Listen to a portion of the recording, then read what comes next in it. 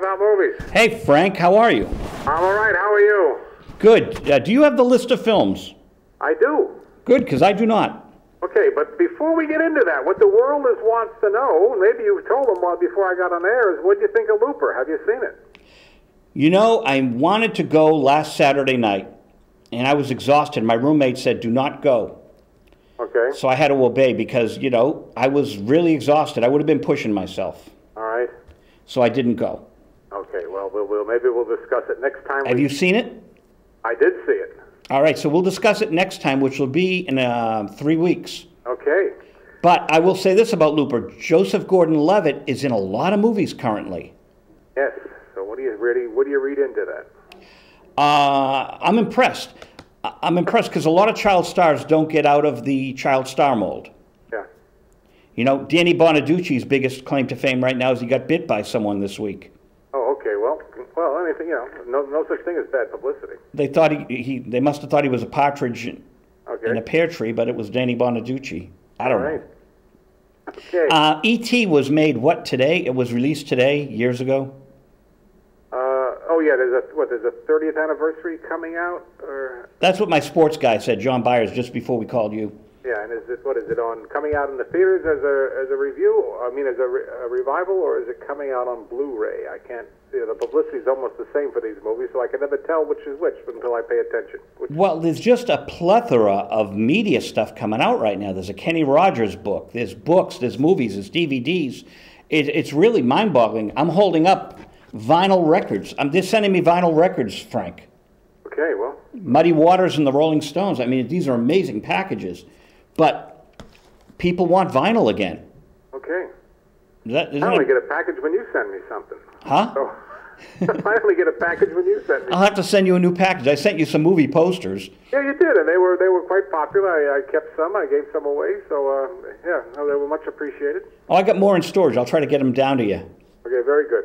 All right. Okay, the 3 movies. Tomorrow night. Tomorrow night is Roger Corman's 1960 film Last Woman on Earth. A week from tomorrow night is the 1963 John Wayne movie McClintock, and for the life of me, I don't know how it got into the public domain.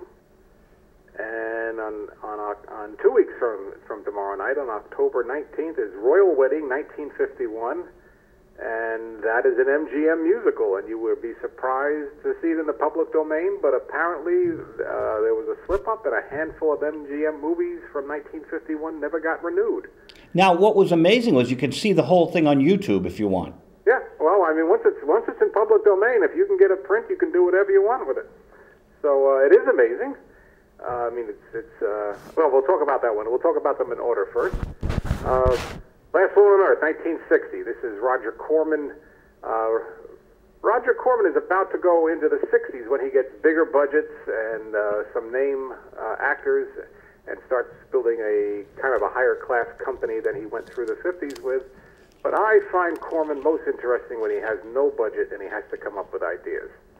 And some of his really low budget films I think date better than his bigger budget films, because I think that's where his artistic genius lies, and is getting something out of nothing.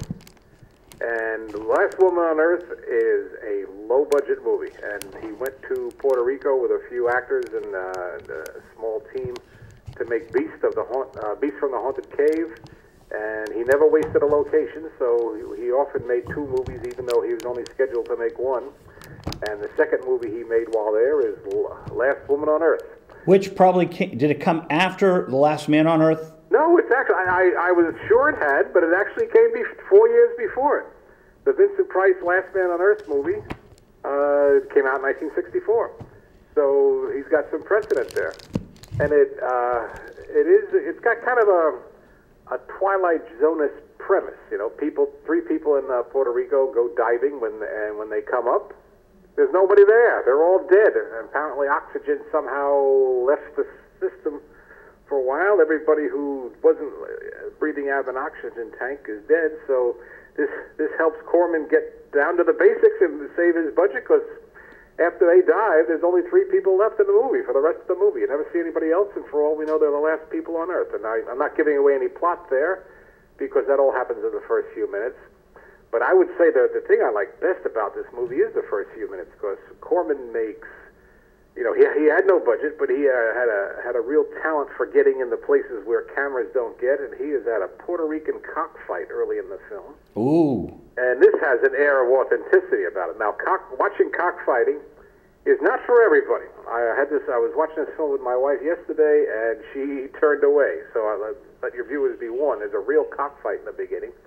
But as you're watching it, this is the real thing. He didn't stage this. He didn't have the budget for it. He slipped somebody a couple of bucks to let him go in and film it. And so there's a scene in the cockfight, and the action, the scene is worked into the plot of the movie. But it's really something to see. And then when things get a lot quieter, once everyone's gone except the three principals. Let me ask this though: was cockfighting illegal back in 1960? Apparently not in Puerto Rico. I don't know. So, it's not a federal law as far as I know. So, right now it would be total cruelty to animals. I'm sure.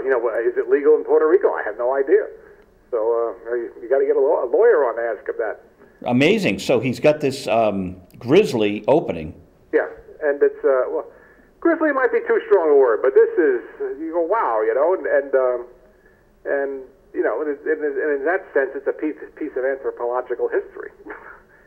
Anyway, the plot unfolds. There's only three of them left, and one of them is a woman. She's the last woman on Earth, but there's two guys, so there's a bit of a triangle forms, but I don't need to say any more because I'll give away the plot.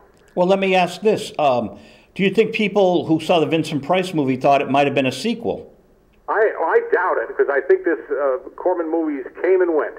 Okay. And, was anybody going to remember it 4 years later? Probably not. This is the kind of movie that would play second feature at a drive-in. Right. It was not a splash, didn't make a splash. But by the way, the title is Last Woman on Earth.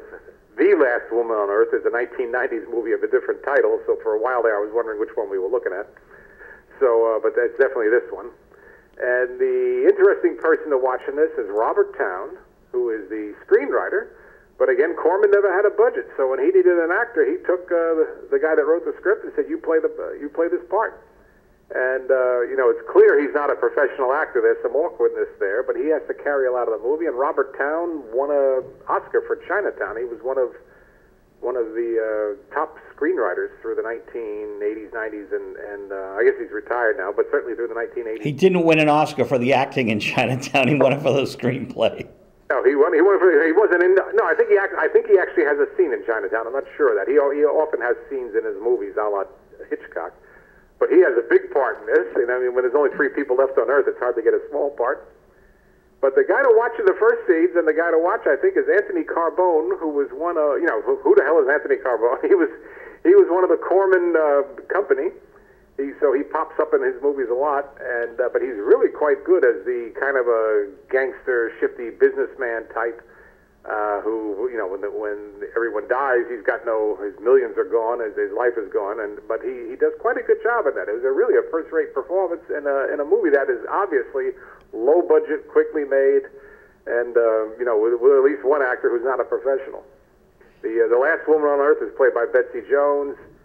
She did a lot of TV. I had never heard of her, but when you see her, she kind of looks familiar, and you look up, and there was probably not a major TV series through the 60s and 70s that she didn't appear in at one time, not always in a big role, but she has credits in all those.